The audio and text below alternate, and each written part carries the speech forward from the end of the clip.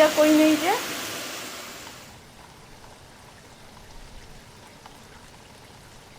Hello বন্ধুরা, শুভ সকাল। তোমরা সবাই কেমন আছো? আশা করি সুস্থ আছো, ভালো আছো, আর আমিও খুব ভালো আছি। ভিডিওর প্রথমটা দেখে তোমরা বুঝেই গেছো যে আজকে কোন টপিকে একটু ভিডিও করছি। যদিও ভিডিওটা বড় হয়ে থাকবে, তবু বলবো তোমরা একটু কষ্ট করে পুরো ভিডিওটা দেখো। আমার কিন্তু প্রচুর মন খারাপ, এমনিতেই সকাল থেকে খুব বৃষ্টি পড়ছে। বৃষ্টি কিন্তু আমার খুবই ভালো লাগে, কিন্তু একটু দরকারের সময় না মনটা খুব খারাপ হয়ে যায়। তখন ভাবি আজকে হয়তো বৃষ্টি না হলেই পারতো। আর আমাদের এখানে কিন্তু প্রায় 6-7 দিন ধরে বৃষ্টি হয়ে চলেছে। সকাল থেকে সব কাজ করে বসে আছি এখন ঘরে, ভাবছি বৃষ্টিটা কখন কমবে, কিন্তু বৃষ্টি তো কমার নামই নিচ্ছে না। আজকে কিন্তু সকাল থেকে রাত পর্যন্ত প্রচুর বৃষ্টি হয়েছে, এক ফোঁটাও বৃষ্টি কমেনি। আর এখন হচ্ছে সকাল প্রায় 10টা বাজে। আমি সকালে ঘুম থেকে উঠে সব কাজ শেষ করে বসেছিলাম। বৃষ্টির মধ্যে দোকানেও যেতে পারছিলাম না যে ঠাকুরকে একটু পুজো দিব। ঠাকুরের জন্য একটু মিষ্টি বা লাড্ডু কোনো কিছুই আনা হয়নি কাল রাতে। ধূপকাঠি, মোমবাতি এগুলো তো লাগবেই।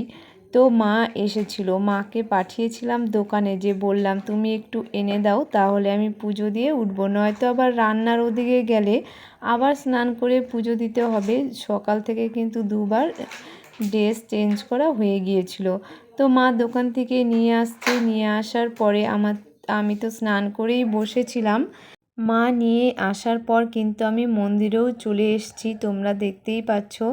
আর দিদাদের কিন্তু দুটো মন্দির, একটা মন্দিরে আমার পূজা দেওয়া হয়ে গিয়েছে, আর এখানে একটু পুজো দিয়ে নিচ্ছি ধূপকাঠি মোমবাতি ধরিয়ে। আর প্রসাদগুলো রেখে দিয়েছি, দিদা একটু আবার ওগুলো দিয়ে পূজাটা দিয়ে নিবে। নিতের জন্মদিনটা ছোট্ট করে আয়োজন করেছিলাম, তারপর আবার বৃষ্টিতে কোনো অনুষ্ঠান করতে কিন্তু একদমই ভালো লাগে না। কিন্তু দেখো বৃষ্টি তো কমার নামই নিচ্ছে না, এইভাবেই সব কিছু কিন্তু করে নিয়েছি। তোমরা ভিডিওটা দেখলেই বুঝতে পারবে। আর তোমরা সবাই প্রার্থনা করো বিনির যেন এইভাবেই সবসময় হাসি খুশি থাকে, আর প্রতি বছর যেন একটু করে হলেও ওর বার্থডেটা পালন করতে পারি।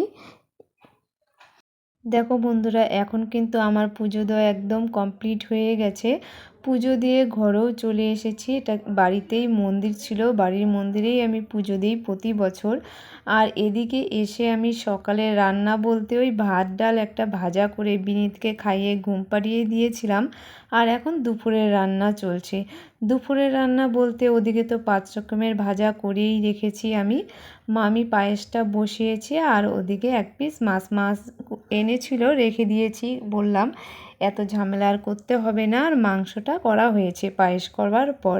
তো বিনীত ঘুম থেকে উঠেছে, একটু সাজিয়ে এখানে বলেইছি যে ওকে ভেবেছিলাম একটু খাবার দিব সাজিয়ে, ইচ্ছা ছিল অনেক দিনের, তাই আজকে একটু পূরণ করে নিলাম। তো এদিকে কিন্তু বসতে চাইছিল না, যদিও বা অনেক কষ্টে বসিয়েছি, কিন্তু খেতে ছিল না। ও তো এত কিছু যদিও খাবে না অবশ্যই, তো ফটো আর একটু ভিডিও করার জন্যই ব্যবস্থাটা করা। আর ওকে যেটা যেটা খেতে ভালোবাসে ওগুলোই দিয়েছি, কারণ একসাথে দিয়েছি তো একসাথে তো আর এতগুলো খেতে পারবে না অবশ্যই। তো ওকে তারপরে একটু মোবাইলটা দিলাম, মোবাইলটা দিয়ে বসিয়েছি। তো এখন একটু বসছে, কিন্তু আমি যে ভিডিও বা ফটো করছি ওর কিন্তু কোনো ধারণাই নেই, ও তাকাচ্ছেই না। এরকমভাবে ভিডিও করলে ভালো লাগে বলো তো? তো একটু পর লাস্টে একটু হাসছিল। তো আর হচ্ছে কেকটা একটু খেয়েছে, আর চিকেন আর ডিমটা একটুখানি খেয়ে নিল। তো এটা খাওয়াতেও অনেকটা সময় লেগেছে, যে বললাম না বাবা একটু মুখে দাও, একটু ফটো তুলবো ভিডিও করব। তো দেখো মোবাইলের দিকেই কিন্তু দেন, মোবাইলটা দেওয়ার পর একটু করতে পেরেছি। আর ঘরে যেহেতু অনেক লোক ছিল, ও হয়তো কি ভাবছিল আমি নিজে বুঝতে পারবো না। এতটা জেদ করে না, আজকেই খুব জেদ করছিল, কিসের জন্য ভগবান জানে। আর দেখো ওর কিন্তু এবার 3 বছর কমপ্লিট হয়ে গেল।